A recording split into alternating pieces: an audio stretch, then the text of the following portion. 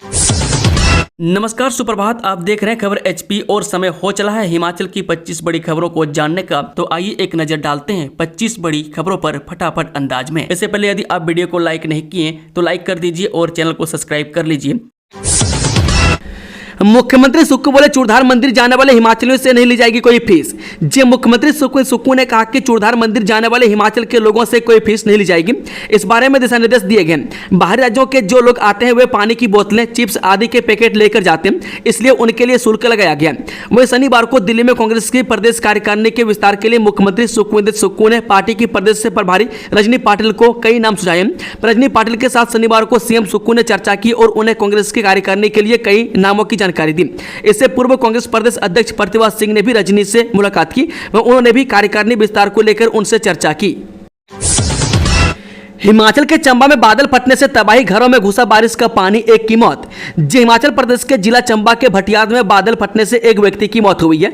इसके कारण भूस्खलन हुआ है। जबकि शिमला और ऊपरी शिमला में भारी ओलावृष्टि के कारण बहुत अधिक नुकसान हुआ है। शिमला में दोपहर बाद पौने घंटे तक बहुत भारी वर्षा हुई और लगा कि बादल फट गया। इसके कारण राजधानी के साथ सटे भराड़ी के साथ भोंट सड़क में खड़ की तरफ पानी आ गया। नाले उफान पर आ गए और कई घरों में पानी के घुसने की सूचना है। शिमला जिला के कुमारसैन, कोटगढ़ और अन्य क्षेत्रों में भारी ओलावृष्टि के कारण सेब और सब्जियों के बहुत अधिक नुकसान हुआ है।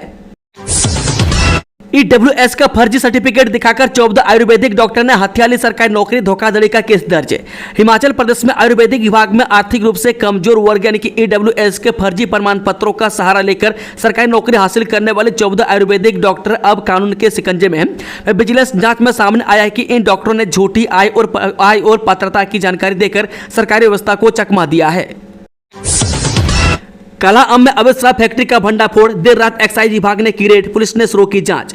जिला सिरमौर के प्रमुख औद्योगिक क्षेत्र काला आम के मेन थापर में ब्रेवरी एंड डिस्टिलरी शराब फैक्ट्री में अवैध रूप से बनाई जा रही अंग्रेजी शराब का भंडाफोड़ हो गया। विभाग की टीम ने भारी मात्रा में अवैध शराब बरामद कर फैक्ट्री को सील कर दिया गया। मौके से प्राप्त जानकारी के अनुसार राज्य कर एवं आबकारी विभाग के आला अधिकारियों को गुप्त सूचना मिली कि काला आम में अवैध रूप से अंग्रेजी व अन्य ब्रांड के नाम की महंगी शराब बनाई जा रही है। जानकारी मिलने के तुरंत बाद विभाग एक्शन में आया। इसके बाद सोलन व सिरमौर से विभाग के तेज तर्रार अधिकारियों की एक टीम बनाकर रात को ही काला आम रवाना कर दी गई। 9 सदस्यों की टीम रात के करीब 1:30 बजे के आसपास सीधे फैक्ट्री में एंट्री कर गई। रेड करने पहुंची टीम को देखते फैक्ट्री के कुछ कर्मचारी मौके से फरार हो गए, जबकि कुछ कर्मचारियों को हिरासत में ले लिया गया। राज्य कर एवं आबकारी विभाग के एडिशनल कमिश्नर आबकारी उज्जवल राणा के नेतृत्व में आई टीम ने फैक्ट्री की घेराबंदी करते हुए रात को ही जांच शुरू कर दी। पर्यटन विभाग की शंका दूर, केवल पांगी घाटी के होम स्टे संचालकों को मिलेगा पंजीकरण शुल्क का लाभ। जो अभी तक ये स्पष्ट नहीं हो रहा था कि राज्य के सभी स्थानों के होम स्टे संचालकों को पंजीकरण शुल्क का आधा चुकाना पड़ेगा, लेकिन सरकार के सामान्य प्रशासन विभाग ने पर्यटन एवं नागरिक उड्डयन विभाग की ओर से शंका दूर कर दिया है। हिमाचल दिवस के अवसर पर मुख्यमंत्री द्वारा होम स्टे संचालकों के संदर्भ में की गई पंजीकरण व नवीनीकरण शुल्क आधा करने संबंधित छूट केवल पांगी घाटी में होम स्टे चलाने वालों तक सीमित है। यानी पांगी घाटी में होम स्टे का पंजीकरण करवाने की स्थिति में 6000 रुपये शुल्क चुकाना पड़ेगा और इसी तरह से नवीनीकरण शुल्क भी आधा रहेगा। सचिवालय में होम स्टे ड्राफ्ट 2025 संशोधित किया जा रहा है।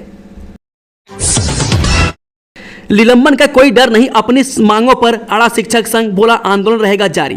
हिमाचल प्रदेश प्राथमिक शिक्षक संघ ने शिक्षा निदेशालय के बाहर चल रहे क्रमिक अनशन को तेज करने की चेतावनी दी है।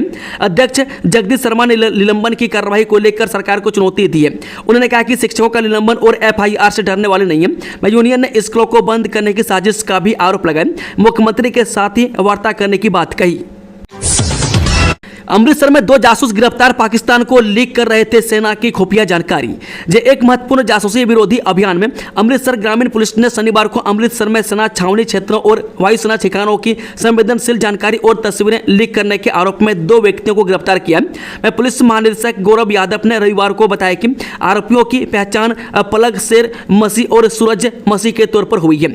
उन्हें अमृतसर में सेना छावनी क्षेत्रों और वायुसेना ठिकानों की संवेदनशील जानकारी और तस्वीरें लीक करने में उनकी कथित भूमिका के लिए गिरफ्तार किया गया। डीजीपी ने बताया कि प्रारंभिक जांच से पता चलता है कि उनके पाकिस्तानी खुफिया एजेंटों से संबंध है, जो हरप्रीत सिंह उर्फ पिट्टू उर्फ हैप्पी के माध्यम से स्थापित किए गए, जो वर्तमान में अमृतसर सेंट्रल जेल में बंद है। उन्होंने बताया कि आधिकारिक गोपनीयता अधिनियम के तहत मामला दर्ज किया गया और जांच जारी है। जैसे जैसे जांच आगे बढ़ेगी, आगे और भी महत्वपूर्ण खुलासे होने की उम्मीद है। रामबन में बड़ा हादसा, अनियंत्रित होकर गहरी खाई में गिरा सेना का ट्रक, 3 जवान शहीद। जम्मू कश्मीर के रामबन जिले में बड़ा हादसा पेश आया। यहां जिले के बैटरी चश्मा के पास सेना का एक ट्रक अनियंत्रित होकर करीब 300 मीटर गहरी खाई में जा गिरा। हादसे में 3 जवान शहीद हो गए। वह शहीद जवानों की पहचान अमित कुमार, सुजीत कुमार और मन बहादुर के तौर पर हुई है। अधिकारियों ने बताया कि हादसा नेशनल हाईवे 44 पर बैटरी चश्मा के पास सुबह 11:30 बजे हुआ था। वह सेना का यह ट्रक जम्मू से श्रीनगर जा रहे एक काफिले का हिस्सा था। इसी दौरान हादसे का शिकार हो गया। हादसे के तुरंत बाद एसडीआरएफ, पुलिस, सेना और स्थानीय स्वयंसेवकों ने मिलकर बचाव अभियान चलाया गया। अधिकारियों की माने तो हादसा इतना दर्दनाक है कि वाहन दुर्घटना के बाद लोहे के ढेर में तब्दील हो गया। मैं शुरुआती जांच में पता चला कि वाहन का संतुलन बिगड़ने की वजह से वह गहरी खाई में जा गिरा। मैं तीनों शहीद जवानों के बलिदान को सम्मानित करते हुए सेना ने एक शोक सभा का आयोजन किया। मैं सेना के सीनियर अधिकारी ने पूरी घटना की जांच के आदेश दे दिए हैं। कृषि मंत्री ने दिए संकेत, चाय उद्योग से मार्केटिंग फीस हटाएगी सरकार। जब प्रदेश के चाय उद्योग को पंख लगने वाले, इसके लिए प्रदेश सरकार हर संभव सहायता करेगी। इसके साथ ही चाय उद्योग से मार्केटिंग फीस हटाई जा सकती है और इसके लिए मुख्यमंत्री के साथ बात की जाएगी। यह बात हिमाचल प्रदेश से टी डेवलपमेंट बोर्ड की बैठक में कृषि एवं पशुपालन मंत्री प्रोफेसर चंद्र कुमार ने कही। यह बैठक कृषि विभाग के तत्वाधान में प्रदेश कृषि विश्वविद्यालय में आयोजित हुई। वह बैठक में कृषि मंत्री ने चाय उद्योग को आ रही दिक्कतों व समस्याओं को सुना और चाय उद्योग से जुड़े लोगों से सुझाव भी लिए। उन्होंने IHBT पालमपुर के वैज्ञानिकों द्वारा विकसित की गई चाय की नई किस्म को कृषि विभाग के चाय विंग के साथ मिलकर पूर्णतः तकनीकी सहयोग कर चाय उत्पादकों के बागानों में डेमोस्ट्रेशन फॉर्म तैयार करने की भी निर्देश दिए। उन्होंने कहा कि नई वैरायटी बदलते वातावरण के अनुरूप बेहतर परिणाम देगी। प्रदेश में साफ सुथरी पंचायत को मिलेंगे 10 लाख रुपये, जानिए कैसे। जी, यदि आपकी पंचायत साफ सुथरी है तो पंचायत को 10 लाख रुपये का कैश प्राइज मिल सकता है। हिमाचल सरकार ने महर्षि वाल्मीकि संपूर्ण स्वच्छता पुरस्कार योजना नोटिफाई कर दी है, जिसके तहत इस साल वित्त वर्ष 2024-25 के अवार्ड दिए जाएंगे। वह पंचायती राज विभाग के सचिव राजेश शर्मा ने यह स्कीम अधिसूचित की है। मैं इसमें राज्य स्तर पर आने वाली एक पंचायत को 10 लाख कैश प्राइज दिया जाएगा। वह मंडल स्तर पर 3 पंचायत को 5 लाख प्रत्येक, जिला स्तर पर 16 पंचायतों को 3 लाख प्रत्येक और ब्लॉक स्तर पर 91 पंचायतों को 1 लाख प्रत्येक कैश प्राइज दिया जा रहा है। इस स्कीम में 1 करोड़ 64 लाख रुपए का अवार्ड पंचायतों में बांटा जाएगा। स्कीम में कहा गया है कि इसे 15 मई 2025 से शुरू किया जाएगा और पात्र पंचायतें इस अवार्ड के लिए 30 जून 2025 तक आवेदन कर सकती हैं। यदि एक ब्लॉक से 25 से ज्यादा पंचायतें आवेदन करती है तो इनकी स्क्रूटनी के लिए खंड स्तर पर कमेटी बनाई जाएगी, जो SDM की अध्यक्षता में होगी, जिसमें BDO और पंचायत समिति के एग्जीक्यूटिव ऑफिसर को शामिल किया जाएगा। ब्लॉक लेवल, डिस्ट्रिक्ट लेवल और डिवीजन लेवल के लिए अलग अलग एवुलेशन टीम इसके लिए बनाई गई है। पंचायत द्वारा किए गए क्लेम का एवुलेशन यह टीम करेगी। इसमें संबंधित विभागों के अधिकारी भी होंगे। यह मूल्यांकन अगस्त, सितंबर और अक्टूबर के महीने में होगा। पंचायती राज सचिव ने निदेशक को कहा है कि हर ब्लॉक के स्तर पर एवुलेशन टीम पहले बना ली जाए और पूरी प्रक्रिया के लिए गाइडलाइन भी जारी कर दी जाए। जिला ऊना में तैयार होगा 15,000 क्विंटल ए ग्रेड गेहूं बीज, सैंपल पासिंग के बाद होगी खरीद। जो कृषि विभाग प्रदेश के कृषि प्रधान जिला ऊना विभिन्न जिलों में गेहूं की पैदावार के लिए 15,000 क्विंटल से अधिक ए ग्रेड गेहूं से बीज तैयार करेगा। इसके लिए विभाग अपनी प्रयोगशालाओं में ए ग्रेड की गेहूं का ट्रीटमेंट कर उच्च स्तर का बीज तैयार करेगा। इसके लिए कृषि विभाग जिला ऊना के टकार अलावा पेखुबेला में स्थापित ग्रेडिंग सेंटर्स में पंजीकृत किसानों से गेहूं की ए ग्रेड की फसल खरीदेगा। इस प्रक्रिया को कृषि विभाग 15 मई तक शुरू करेगी। बता दें कि कृषि विभाग के पास ऊना में करीब 238 ऐसे पंजीकृत किसान हैं जो कृषि विभाग से उच्चतम किस्म का बीज लेकर गेहूं की बिजाई करते हैं और विभागीय विशेषज्ञों व किसानों की विशेष देखरेख में तैयार हुए इस फसल को सैंपल पास करवाने के बाद ग्रेडिंग सेंटर्स में लेकर पहुंचते हैं और वहां पर ग्रेडिंग सिस्टम के माध्यम से एक ग्रेड की गेहूं को विभाग को बेच देता है। हिमाचल में जोरदार बारिश, नाले में बह गई 100 भेड़ बकरियां, एक व्यक्ति की मौत, जाने अपडेट। हिमाचल प्रदेश में ऑरेंज अलर्ट के बीच शनिवार रात और रविवार को दिन में जोरदार बारिश व कई जगह ओलावृष्टि हुई। चंबा जिले में 100 से अधिक भेड़ बकरियां नाले में बह गई। चेली गांव में शनिवार देर रात भारी बारिश के कारण नाले में बाढ़ आने से भेड़ बकरियों को बचाते 65 वर्षीय व्यक्ति की मौत हो गई। अंधड़ के साथ भारी बारिश से फलों और गेहूं की फसल को नुकसान पहुंचा। प्रदेश के कई क्षेत्रों में अधिकतम तापमान में गिरावट दर्ज की गई है। मनाली में अधिकतम तापमान 6.5 डिग्री सेल्सियस और धर्मशाला में 4.0 डिग्री सेल्सियस तक गिर गया। मौसम विज्ञान केंद्र शिमला के मुताबिक हिमाचल प्रदेश में 6 और 7 मई को तेज हवाएं चलने का ऑरेंज अलर्ट जारी किया गया। पश्चिमी विक्षोभ की सक्रियता के कारण 8 मई तक मौसम में खराब रहने के आसार है। एचपीटीडीसी के एमडी राजीव कुमार ने शूटिंग चैंपियनशिप में जीता रजत पदक। हिमाचल प्रदेश पर्यटन विकास निगम के प्रबंध निदेशक डॉक्टर राजीव कुमार ने मध्य प्रदेश के भोपाल में खेली जा रही 12वीं Kumar Surendra Singh memorial shooting championship के 25 मीटर स्टैंडर्ड पिस्टल मास्टर्स वर्ग में रजत पदक जीता है। राजीव कुमार भारतीय प्रशासनिक सेवा के अधिकारी हैं। National rifle association of India की ओर से आयोजित शूटिंग चैंपियनशिप 22 अप्रैल से शुरू हुई और 5 मई तक चलेगी। Doctor Rajiv Kumar memory and exam technique के विषय के भी विशेषज्ञ और सेमिनारों के माध्यम से युवाओं को उपयोगी टिप्स भी दे चुके हैं। राजीव कुमार को इस उपलब्धि के लिए पर्यटन निगम के चेयरमैन RS बाली और निगम कर्मचारियों ने बधाई दी है। नशा तस्कर रूबी और कोबरा की संपत्ति कुर्क करने की तैयारी, जाने पूरा मामला विस्तार से। हिमाचल प्रदेश में आदतन नशा तस्करों पर पहली बार वित्तीय चोट की तैयारी है। प्रदेश पुलिस ने नशा तस्कर रूबी और कोबरा की संपत्ति कुर्क करने के लिए तैयारी कर दी है। वह कांगड़ा जिला के नूरपुर में इन दोनों के खिलाफ नशा तस्करी के मामले दर्ज है। वह PIT NDPS एक्ट में नशा तस्करों की संपत्ति सीज कर कुर्की के जरिए वित्तीय चोट करने का प्रावधान है। एक्ट के तहत सरकार की ओर से गठित सलाहकार बोर्ड की पुष्टि और दिल्ली स्थित प्राधिकरण की स्वीकृति के बाद संपत्ति कुर्क करने की प्रक्रिया शुरू होगी। प्रदेश सरकार के गृह सचिव एवं अब तक 23 आदतन नशा तस्करों के खिलाफ डिटेंशन ऑर्डर जारी कर चुके हैं। दो गुटों के झगड़े से शुरू हुआ विवाद मस्जिद गिराने तक पहुंचा, 14 साल बाद आया फैसला। राजधानी के मलियाना में दो गुटों के बीच हुआ झगड़ा संजौली मस्जिद के चर्चा में आने और इसके गिराने का बड़ा कारण बना था। वह संजौली मस्जिद में अवैध निर्माण का मामला साल 2010 से चल रहा था।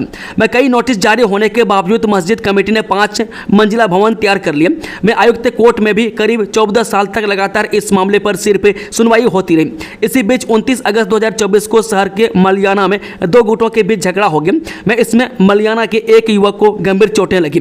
में आरोप था कि हमलावर आरोपी मलियाना से भागकर संजौली की इस मस्जिद में जाकर छिप गए थे। मामला पुलिस तक पहुंचा और केस दर्ज हुआ। मैं गुस्साए मलियाना भट्टा को पर सांगटी संजौली के लोगों ने 1 सितंबर को संजौली मस्जिद के बाहर पहुंचकर धरना दे दिया। इसमें कांग्रेस के कई पार्षद और भाजपा पदाधिकारी भी शामिल थे। मैं धरने के बाद ही मस्जिद के अवैध होने की बात भी आम जनता के सामने आ गई। वह 5 सितंबर को इस मामले पर आयुक्त कोर्ट में भी सुनवाई हुई, लेकिन फैसला टल गया।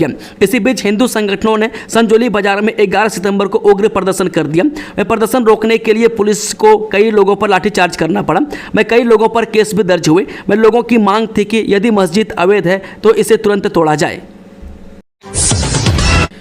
नौकरी के पीछे भागने के बजाय भागचंद ने पुष्प उत्पादन कर चुनी आत्मनिर्भरता की राह, हो रही इतनी कमाई। नौकरी के पीछे भागने के बजाय उच्च शिक्षित युवा अब खेती में कुछ अलग कर सफलता की नई इबारत लिख रहे हैं। उपमंडल गोहर के चरखा गांव के भागचंद इन्हीं में से एक है। कृषि में रुचि का आलम ऐसा कि IT सेक्टर की नौकरी को तिलांजलि दे अब पुष्प उत्पादन से आत्मनिर्भरता की राह प्रशस्त की है। वे भागचंद बताते हैं कि उन्होंने सूचना प्रौद्योगिकी विषय में पढ़ाई की है। मैं कुछ समय IT क्षेत्र में नौकरी की, मगर मन कृषि क्षेत्र में ही रमा रहा। ऐसे में घर में ही पुश्तैनी जमीन पर बागवानी का फैसला किया। मैं शुरुआत में पारंपरिक तकनीक से ही खेती बाड़ी किया करते थे। मैं जिसमें गेहूं, मटर, जौ, मक्की जैसे फसलें उगाते। मैं कभी समय पर बारिश न होने तो कभी ओले पड़ने जैसी समस्याओं का सामना करना पड़ता था, मैं जिससे फसलों के अच्छे परिणाम नहीं मिल पाए। फर्जी दस्तावेज दिखाकर 6 लोगों के नाम पर ले लिया 56,83,000 रुपये का लोन, जाने पूरा मामला। जो ऑनलाइन ठगी के साथ साथ फर्जी दस्तावेज तैयार कर सातिर अब बैंक से भी कर्जा लेकर फर्जीवाड़ा कर रहे हैं। उपमंडल ठियोग में ऐसे ही एक फर्जीवाड़े का मामला सामने आया है। वह सातिर ने बैंक अधिकारियों के साथ साठ गांठ कर करीब 6 लोगों के नाम पर 56,83,000 का कर्ज ले लिया। जिन लोगों के नाम पर यह कर्ज लिया गया, जब उन्हें इसका पता चला तो उनके पैरों तले जमीन खिसक गई। आरोपी के खिलाफ पुलिस थाना ठियोग में धोखाधड़ी का मामला दर्ज करवाया गया। वह पुलिस के अनुसार सातिर ने बैंक अधिकारियों के साथ मिलकर 6 लोगों के नाम पर कर्ज लेकर धोखाधड़ी की। वह पुलिस में दर्ज शिकायत में इंद्र सिंह व उसकी पत्नी निशा निवासी गांव सरयून, अनिल वर्मा निवासी बासा महोग, जगदीश निवासी गांव मतली कयार, हरीश चौहान निवासी गांव बड़ियाना और आशा निवासी गांव सरयून, तहसील ठियोग, जिला शिमला ने आरोप लगाए कि वह संजीव कुमार वर्मा निवासी गांव भलेज, तहसील ठियोग ने फर्जी कागजात पेश कर उनके नाम पर फर्जी तरीके से बैंक से कर्ज ले लिए। पीड़ितों ने आरोप लगाया कि संजीव ने वाहन खरीदने में KCC लिमिट और ऋण लेने के लिए झूठे दस्तावेजों को निष्पादित करके ऋण लिया है। हिमाचल मंत्रिमंडल बैठक सोमवार को सेवानिवृत्ति आयु बढ़ाने पर हो सकती है चर्चा। हिमाचल प्रदेश मंत्रिमंडल की बैठक में कई अहम निर्णयों पर मुहर लग सकती है। इस बार मंत्रिमंडल की बैठक के एजेंडे में 140 से अधिक आइटम शामिल बताई जा रही है। ऐसे में लगातार 2 दिन 5 और 6 मई को दोपहर 12 बजे कैबिनेट की बैठक होगी। सूत्रों की माने तो मंत्रिमंडल की बैठक में कम्यूटेशन सेवानिवृत्ति की आयु को 58 से बढ़ाकर 59 वर्ष से किए जाने और नई भर्ती प्रक्रिया को लेकर फैसला हो सकता है। ऐसे में विशेष तौर पर कर्मचारियों और प्रदेश के बेरोजगार युवाओं की नजर कैबिनेट पर टिकी हुई है। शिमला हाईकोर्ट ने सरकार से पूछा, खराब प्रदर्शन करने पर दंडित अध्यापकों को अपील करने का अधिकार क्यों नहीं दिया। हाईकोर्ट ने सरकार से पूछा है कि खराब प्रदर्शन करने पर दंडित अध्यापक को अपील करने का अधिकार क्यों नहीं दिया है।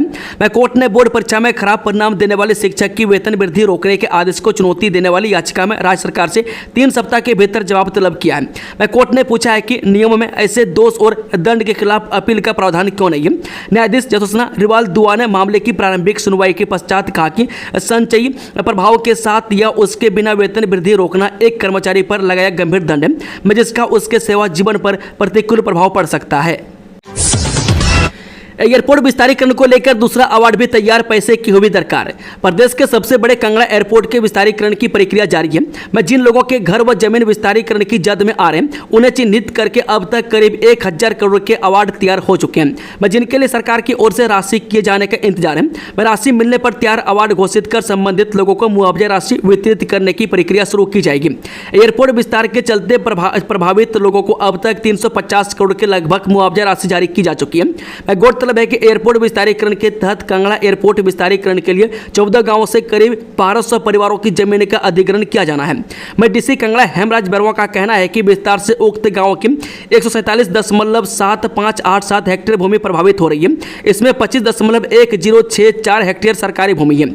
अधिग्रहण के लिए सरकार ने 14 गांवों की सरकारी और निजी करीब 147 हेक्टेयर करीब 3847 कनाल जमीन चिन्हित की है।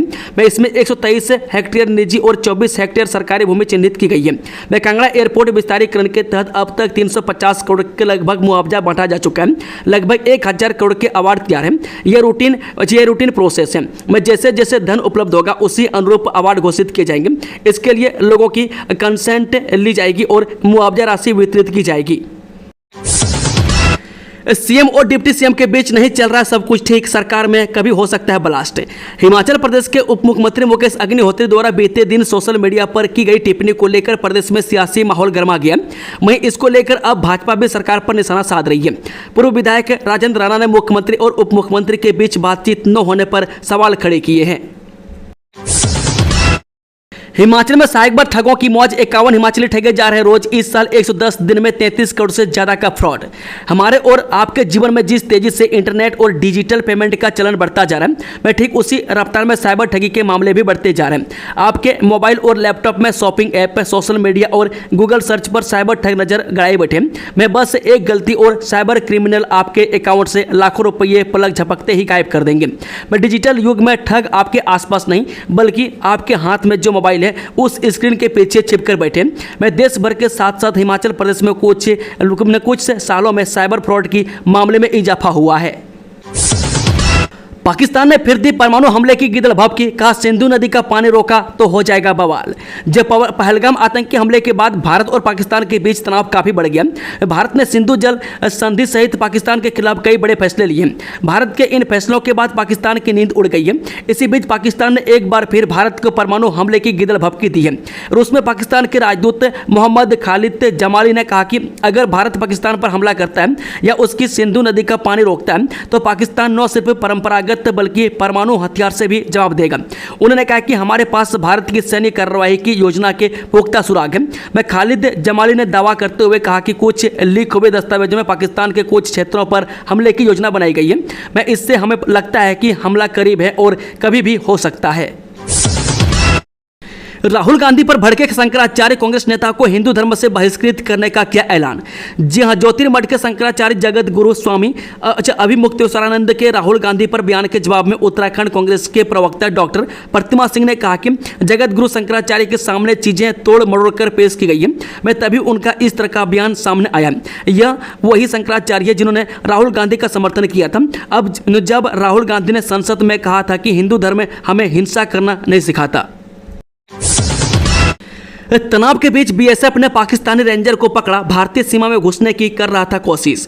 राजस्थान में श्री गंगानगर जिले के राय सिंह नगर क्षेत्र में भारतीय सीमा में घुसने के प्रयास में पकड़े गए पाकिस्तानी रेंजर की घटना के बाद सीमा सुरक्षा बल के जवानों को सीमा पर गश्त के दौरान सतर्क रहने के निर्देश दिए गए। सूत्रों ने रविवार को बताया कि बीएसएफ ने पाकिस्तानी रेंजर को 3 मई को भारतीय सीमा में घुसने की कोशिश करने के दौरान गिरफ्तार किया। उससे पूछताछ की जा रही है। इस घटना के बाद पाकिस्तानी की ओर से किसी संभावित उकसावे की कार्रवाई के मद्देनजर भारत ने सीमा पर सुरक्षा को और सख्त कर दिया। बीएसएफ को अत्यधिक सतर्कता बरतने को कहा गया है। मानसून से पहले होगा पाकिस्तान के खिलाफ एक्शन, पीएम मोदी के बयान से लग रही अटकलें, जानिए क्या तैयारी। जब पहलगाम आतंकी हमले के बाद आतंकियों और उनके आकाओं को खत्म करने के लिए सरकार की ओर से उच्च स्तर पर संकल्प दिखाने के बाद सैन्य कार्रवाई के समय को लेकर अटकलें लगनी शुरू हो गई है। इस सिलसिले में प्रधानमंत्री मोदी के बयान काम बहुत बड़ा है और समय कम के भी निहितार्थ निकाले जा रहे हैं। पुराने युद्धों के अनुभवों के आधार पर सैन्य ऑपरेशन मानसून के दौरान होने की उम्मीद नहीं की जा रही है, यानी इससे मानसून से पहले जून तक ही पूरा करना होगा। 11 परीक्षा केंद्रों पर हजारों अभ्यर्थियों ने दी नीट परीक्षा। जो नेशनल टेस्टिंग एजेंसी की ओर से देश की सबसे बड़ी मेडिकल प्रवेश परीक्षा national eligibility cum entrance test यानी कि नीट की परीक्षा रविवार को हिमाचल के 10 जिलों बिलासपुर, चंबा, कांगड़ा, कुल्लू, मंडी, सिरमौर, सोलन, ऊना, हमीरपुर और शिमला में आयोजित हुई, जिसमें हजारों की संख्या में अभ्यर्थियों ने यह परीक्षा दी। इसके लिए शिमला शहर में 11 परीक्षा केंद्र बनाए गए थे, जिसमें 3938 विद्यार्थी परीक्षा में बैठे। इस परीक्षा के लिए शिमला शहर में 4069 अभ्यर्थियों को एडमिट कार्ड जारी हुए थे, जिसमें से 3938 अभ्यर्थी प्रवेश परीक्षा का हिस्सा बने, जबकि 131 विद्यार्थी अनुपस्थित रहे। 16 वर्षीय नाबालिग का अपहरण, मां ने एक युवक पर लगाए आरोप। राजधानी के घनाहट्टी में रह रहे नेपाली मूल की एक 16 वर्षीय नेपाली का अपहरण का मामला दर्ज हुआ है। वहीं नाबालिग की माता ने पुलिस में शिकायत दर्ज करवाते हुए एक युवक पर अपनी नाबालिग बेटी का अपहरण करने का आरोप लगाया। महिला पुलिस थाना BCS में दर्ज रिपोर्ट में नेपाल के जिला सल्यान की एक महिला ने बताया कि वह यहाँ घनाहट्टी में रहती है और उसके 16 वर्षीय बेटी को एक युवक अगवा करके ले गया। पुलिस ने मामला दर्ज कर उसकी तलाश शुरू कर दी है। सोलन में वायरल बुखार का प्रकोप, एक हफ्ते में 750 मरीज पहुंचे अस्पताल। सोलन जिले में वायरल बुखार तेजी से फैल रहा है। मौसम में बदलाव के चलते बड़ी संख्या में लोग इसकी चपेट में आ रहे हैं। क्षेत्रीय अस्पताल की मेडिसिन OPD में वायरल के लक्षणों वाले मरीजों की भीड़ लग रही है। बीते एक सप्ताह में करीब 750 मरीज खांसी, जुकाम, बुखार, शरीर दर्द और गले में खराश जैसे लक्षणों के साथ अस्पताल पहुंचे। डॉक्टरों के अनुसार मरीजों को ठीक होने में 2 हफ्ते या उससे ज्यादा समय लग रहा है।